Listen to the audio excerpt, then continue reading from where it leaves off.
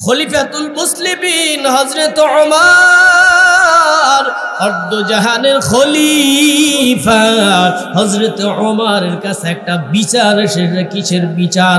দুই ভাই গিয়া বাদী হয়েছে। হযরত ওমরকে বলতেছে, ওমর রে, এই যে ছোট্ট একটা রাখাল আমার বাবাকে হত্যা করেছে, এই হত্যার বিচার চাই। হযরত ওমর তখন রাখালকে ডাকলেন। রাখালকে ডাকার পর বলতেছে, রাখাল তুমি কি ওর বাবাকে হত্যা করেছো?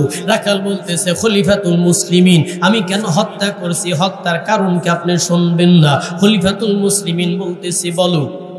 রাখাল বলতেছে, আমি হলাম একজন রাখাল, আমার উট দুম্বা আছে, উট দুম্বাগুলো নিয়ে যখন আমি মাঠের মধ্যে যাই, মাঠের মধ্যে যাওয়ার পর আমার উট দুম্বাগুলো মরুভূমিতে চলতে থাকে।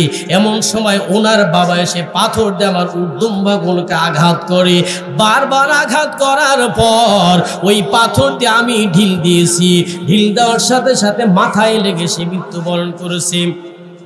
খলিফাতুল মুসলিমিন হযরত ওমর রাখালকে বলতেছে, রাখাল রে, যেহেতু তুমি তার বাবাকে মেরেছো, এর জন্য তোমার জরিমানা হলো তোমাকে ফাঁসির কাঠ ধরে ঝুলাইয়া দিব।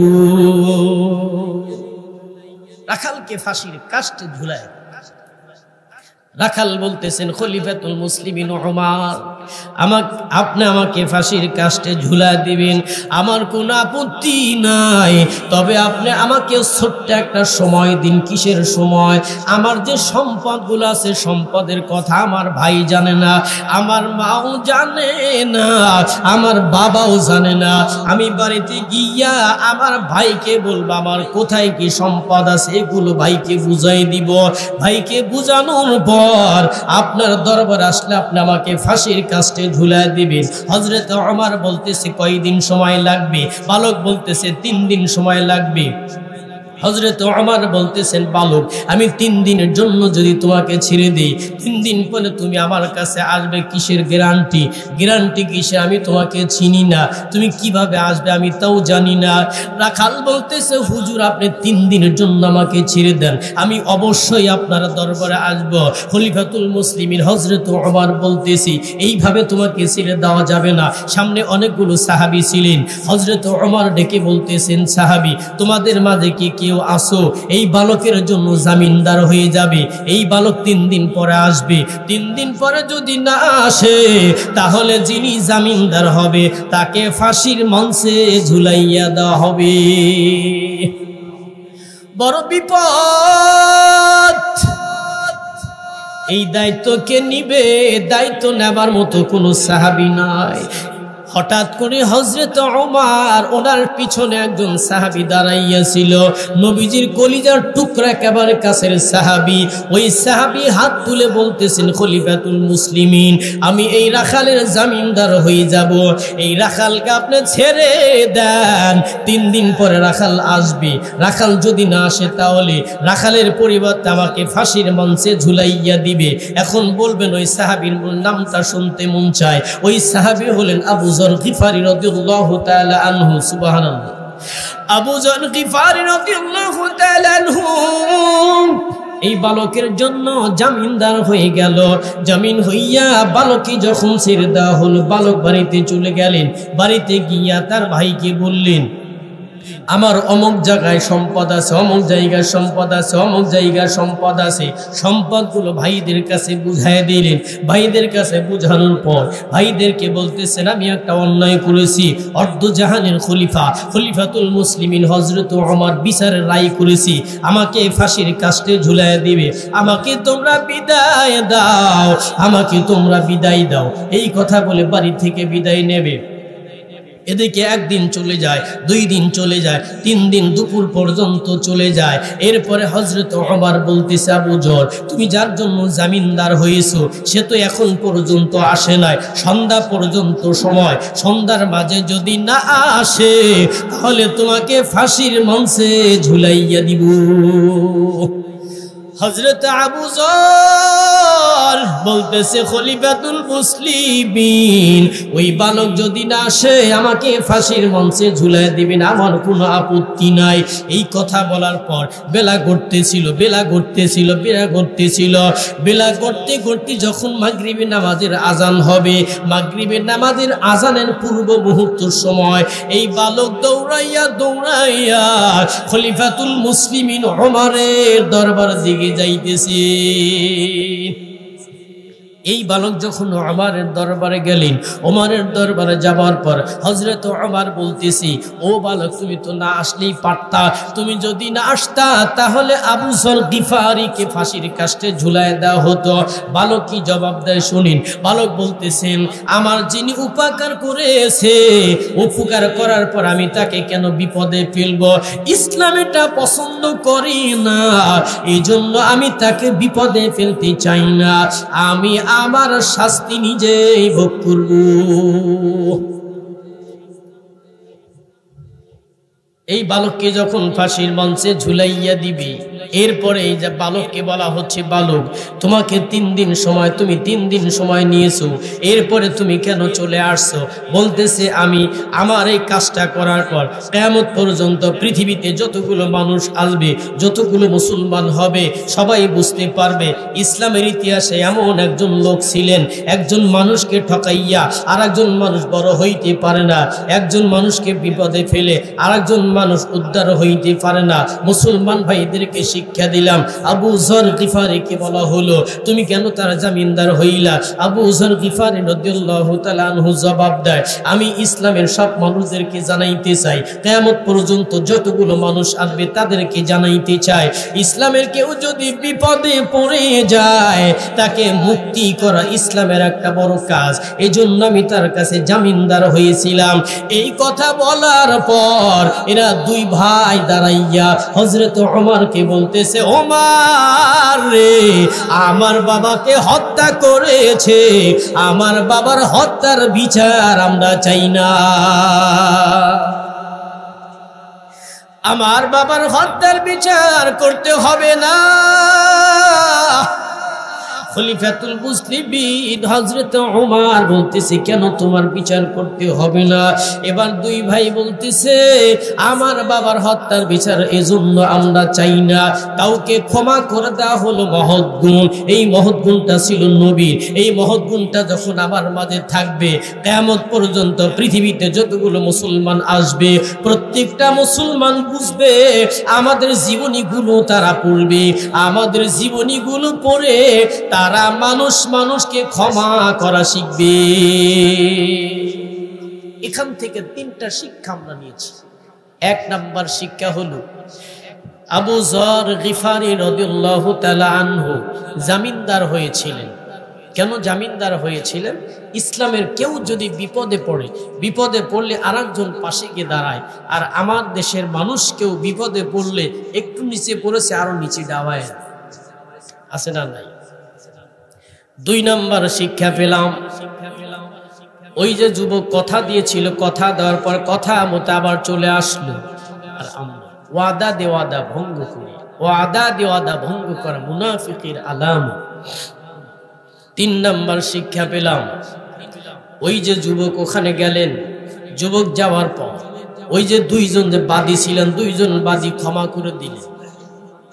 মানুষ যদি ভুল করে মানুষকে ভুলের ক্ষমা করে দাও, ক্ষমা করে দিলে আল্লাহ তাকে ক্ষমা করে দেয়।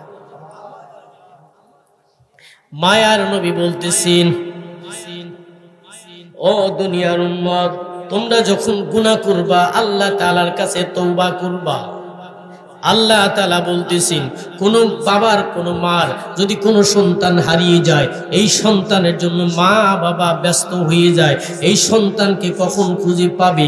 এই মা বাবা যদি সন্তানকে খুঁজে পায়, এই মা বাবা খুশি হয়।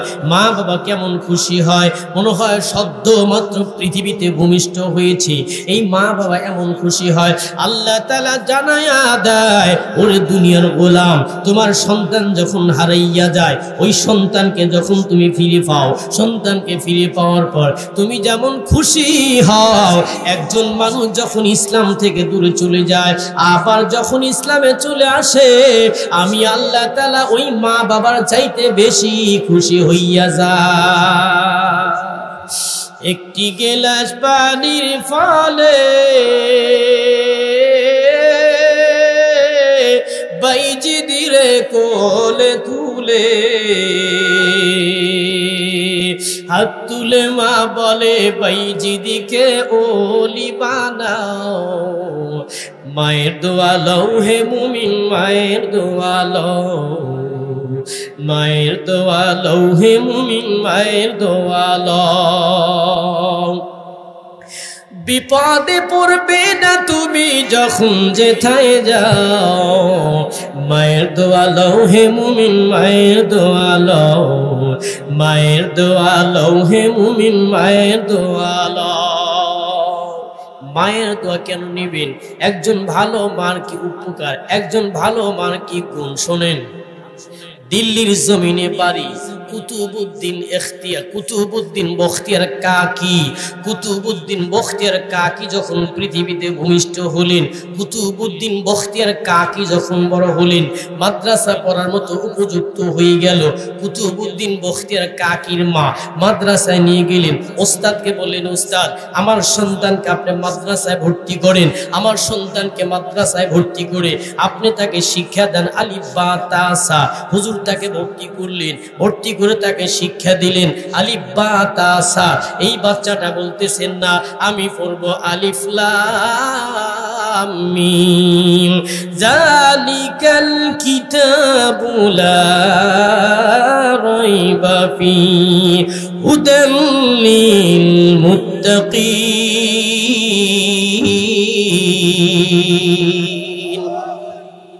সূরাতুল বাকারা থেকে তেলাওয়াত শুরু করছেন, তেলাওয়াত করতে করতে 15 পারা পর্যন্ত তেলাওয়াত করলেন। হুজুর বলছিল কি আলিফ বা তা সা। ওই বাচ্চাটা কত তেলাওয়াত করলেন, 15 পারা পর্যন্ত তেলাওয়াত করলেন। এরপরে হুজুর আশ্চর্য হয়ে গেলেন, হুজুর সাথে সাথে ওই ছাত্রর বাড়িতে গেলেন।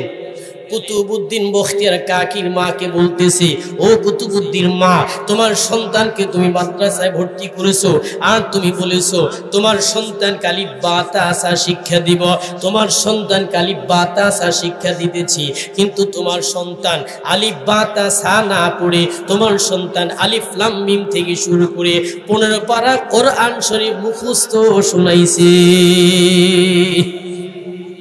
কুতুবউদ্দিন বখতিয়ার কাকির মা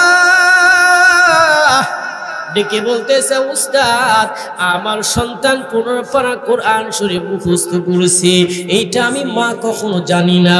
তবে আমি আমার মা, আমি বখতিয়ারের মা, আমার ভেতর একটা আমল ছিল। কি আমল ছিল? আমার এই সন্তান যখন আমার গর্ভে ছিল, আমার গর্ভে থাকা অবস্থায় আমি মা প্রতিদিন 15 পারা কোরআন তিলাওয়াত করেছি। 1 পারা থেকে 15 পারা পর্যন্ত আমি তেলাওয়াত করেছি, 1 পারা থেকে 15 পারা পর্যন্ত তেলাওয়াত করেছি। 2 নাম্বার আমল হলো, আমার এই বখতিয়ার যখন পৃথিবীতে এসেছে, বখতিয়ার পৃথিবীতে আসার পরে আমি মা তাকে দুধ পান করাবো। তাকে দুধ পান করার জন্য আমি মা কোনোদিন বিনা ওযুতে দুধ পান করাই না। আমি বখতিয়ারের মা তাকে যখন দুধ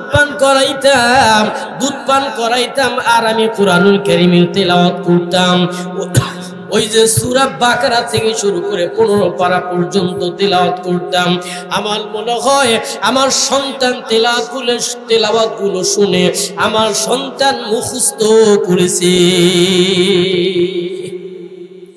ওরে যুবক ভাই, এই মা এই বাবা আমাদের জন্য কত কষ্ট করেছে। এই মা যাদের দুনিয়ায় নাই তাকে বলো, ভাই তোমার মায়ের জন্য তোমার কেমন কষ্ট লাগে। ওই বাবা যাদের নাই তাদের কি বলো তোমার বাবার জন্য কেমন কষ্ট লাগে। তখন ওই ভাই বলবে, আমার মনে হয় মার কথা মনে হইলে, আমার মনে বাবার কথা মনে হইলে আমার মনে হয় কলিজা ছিঁড়ে যাইবে। পাশে বসা সভাপতি সম্মানিত সভাপতি, সুযোগ্য সভাপতি মাওলানা সিরাজুল ইসলাম, ওনাকে বলেন তোমার মা নাই, তোমার বাবা নাই, যখন তুমি বাইতুল্লাহর দিকে রওনা করেছো তোমার মনে হইছে আজকে যদি মা থাকতো, আজকে যদি বাবা থাকতো, মাকে বলতাম মা, বাবাকে বলতাম বাবা আমাকে দোয়া করে দাও, তোমার সন্তান সিরাজুল মক্কার দিকে যাইতেছে। সিরাজুলের মা কোনদিন দোয়া করেছিল সিরাজুল, ওর বাবা কোনদিন দোয়া করেছিল তাহাজ্জুদের নামাজে আমার সন্তান মক্কায় হাজির হয়ে বাংলাদেশে ফিরে আসবে। মা দোয়া করেছিল, বাবাই দোয়া করেছিল, উনিও গভীর রাতে দোয়া করেছিলেন। আল্লাহ তাআলা তিনটা দোয়া সমন্বয় করে আল্লাহ তাআলা তাকে বাইতুল্লাহ নিয়া হাজী বানাইয়া বাংলাদেশে সম্মানের চেয়ার দান করেছে।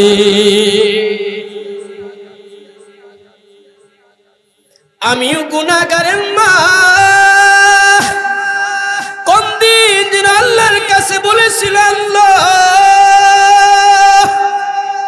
আমার সন্তান আলামিন ওর জন্য তোমার কাছে দোয়া করলাম, আমার সন্তানকে তুমি উঁচু চেয়ারে বসাইও। একটি গেলাস পানির ফলে বাইজি ধীরে কোলে তুলে, একটি গেলাস পানির ফলে বাইজি ধীরে কোলে তুলে, হাত তুলে মা বলে বাইজি দিকে ওলি বানাও, মায়ের দোয়া লও হে মুমিন, মায়ের দোয়া লও, মায়ের দোয়া লও হে মুমিন, মায়ের দোয়া লও। ও যুবক ভাই, মা বাবার সাথে অন্যায় আচরণ করবা না। আজকে যাদের মা নাই, আজকে যাদের বাবা নাই, পাশেই তো কবরস্থানে শুয়ে আছে, আজকে যাদের মা আছে, আজকে যাদের বাবা আছে, মার চেহারা দেখতে পারো, বাবার চেহারা দেখতে পারো, মাকে ডাক দাও, মার কলিজা ঠান্ডা হয়, বাবাকে ডাক দাও, বাবার কলিজা ঠান্ডা হয়। আজকে তোমার মাও নাই, আজকে তোমার বাবাও নাই, বাবার চেহারা দেখতে পারো না, মার চেহারা দেখতে পারো না। আজকে তো কত টাকার মালিক হয়েছো, তোমার মা তো আজকে দেখতে পারে না, তোমার বাবা আজকে দেখতে পারে না। এই জন্য মা বাবার জন্য মাঝে মাঝে দান করে আল্লাহ তাআলার ব্যাংকে টাকাগুলো জমা রেখে আল্লাহকে বলো, আল্লাহ আমার মা যদি আজকে দুনিয়ায় থাকতো, আমার বাবা যদি দুনিয়ায় থাকতো, আমার মাকে একটা শাড়ি কিনে দিতাম, আমার বাবাকে একটা লুঙ্গি কিনে দিতাম, ছোট্ট ভাই থাকলে তাকে একটা লুঙ্গি কিনে দিতাম। আজকে তারা পাশের কবরস্থানে ঘুমাইয়া আছে, তারা আমাদের মতো আমাদের দিকে চাতক পাখির মতো তাকাইয়া আছে। কার মা নাই, কার বাবা নাই, ওই মা বাবার কথা কি মনে হয় না? কার দাদা নাই, কার দাদি নাই, ওই দাদা দাদির কথা কি মনে হয় না? কার আদরে ছোট্ট ভাই নাই, কার সন্তান নাই, তাদের কথা কি মনে হয় না? যদি তাদের কথা মনে হয় তাহলে আল্লাহর ঘর মসজিদ, এই মসজিদে আজকে দান করবেন। দান করার দরুন আল্লাহ তাআলা যদি ইচ্ছা করে আজকের দানের পরিবর্তে আল্লাহ তাআলা সামাজিক কবরস্থানের প্রত্যেকটা মুর্দাকে মাফ করে জান্নাতের উচ্চ মাকাম দান করতে পারে। মা বাবা উভয় নাই, কার হাত তোলেন তো। আল্লাহ তুমি ক্যামেরা দিয়ে সব উঠাও, অনেকের মাও নাই, বাবাও নাই, হাত নামান। শুধু বাবা নাই, কার হাত নামা। শুধু মা নাই, কার মা তো অনেকেই আছে, হাত নামা। মাও নাই, বাবাও নাই, দাদাও নাই, দাদিও নাই, অনেকে চলে গেছে। এরা আমাদের দিকে তাকিয়ে আছে, তারা দান করবে, ওই দানের সব আমি পাবো। দানের সব পাইলেই আল্লাহ আমাকে এই কবরে শান্তি দান করবে। আজকে মসজিদের মাহফিল, মসজিদের দুইটা কাজ। এক নাম্বার কাজ হলো মসজিদে আপনি সৌন্দর্য করবেন। সৌন্দর্য করতে হলেই তো অর্থ লাগে। শুধু মসজিদ সুন্দর করলে হবে না, মসজিদে মুসল্লি বাড়াইতে হবে। তাহলে আমাদের এই গরিব সমাজ, আজকে যে আমাদের মসজিদ করা হয়েছে, আপনাদের ভাল লাগে? গত পরশু দিন গত পরশু দিন আমি আমাদের মারুফ মনে হয় একটা ছবি ছাড়লেন মসজিদে, আমি দেখে এত খুশি হয়েছি যে আমার জন্মভূমি এলাকা তো সুন্দর মসজিদ এরা নির্মাণ করেছে। আজকে আমার এই সমাজের ইয়াং যুবক যারা এরা যে পরিশ্রম করে, আল্লাহ এদেরকে তুমি জাযা খায়র দান করো। বিশেষ করে মসজিদ কর্তৃপক্ষ, ইয়াং যুবক যারা আছে, শাহ আলম, রাজু, আরিফুল আর অনেকে আছে, এরা অত্যন্ত কঠোর পরিশ্রম করে। আজকেও আমার মনে হয় তাদের সারাদিন খাওয়াই নাই, যে মাহফিলের পেছনে মেহনত করতেছে। আল্লাহ তাদেরকে তুমি নেক হায়াত দান করো। আর যাদের দানের পরিবর্তে মসজিদ হয়েছে, আল্লাহ তাদেরকে তুমি উত্তম জাযা খায়র দান করো। তাহলে এই মসজিদের জন্য সর্বপ্রথম 5,000 টাকা কে দিবেন? আমি গুনাহগার, প্রাণ ভরে দোয়া করব।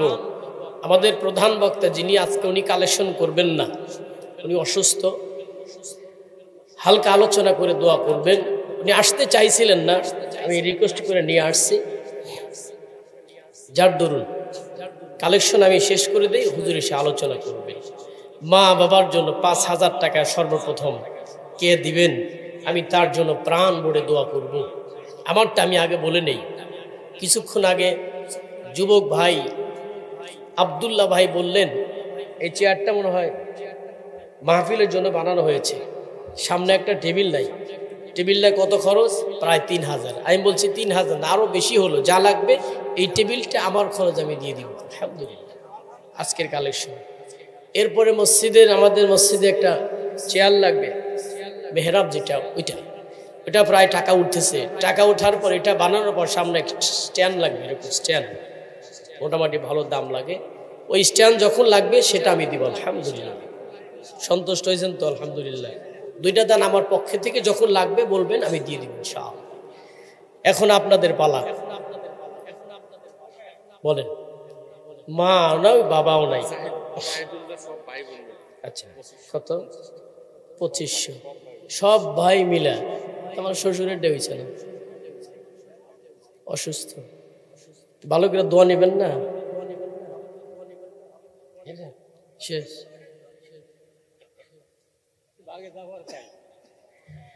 লিল্লাহি তাকবীর, লিল্লাহি তাকবীর। দানবীর জাহিদুল ইসলাম গং 2500 টাকা নগদ। মারহাবা। আল্লাহ তাআলা তোমার বান্দা জাহিদুল ইসলাম গং 2500 টাকা দিয়ে দোয়া চাইলো। ওনার বাবা আজকে যদি দুনিয়ায় থাকতো তাহলে মসজিদে বড় করে আজান দিত। যখন আজান দিত মসজিদে মাইক ছিল না, আল্লাহ তাআলা আওয়াজটা বড় দিয়েছিল, নামটাও সুন্দর, আওয়াজটাও ছিল সুন্দর। যখন আজান দিত মানুষ উঠে দলে দলে মসজিদে চলে আসতো। আল্লাহর বান্দা আব্দুর রহমান পাশের কবরস্থানে ঘুমায়। সন্তানগুলো বাবার কথা মনে করে ঠিক থাকতে পারে নাই, মসজিদে 2500 টাকা নগদ দিয়ে দোয়া চাইলো। আল্লাহ তাআলা আব্দুর রহমান দাদার কবরটা জান্নাতের সাথে যোগাযোগ করে দেয়।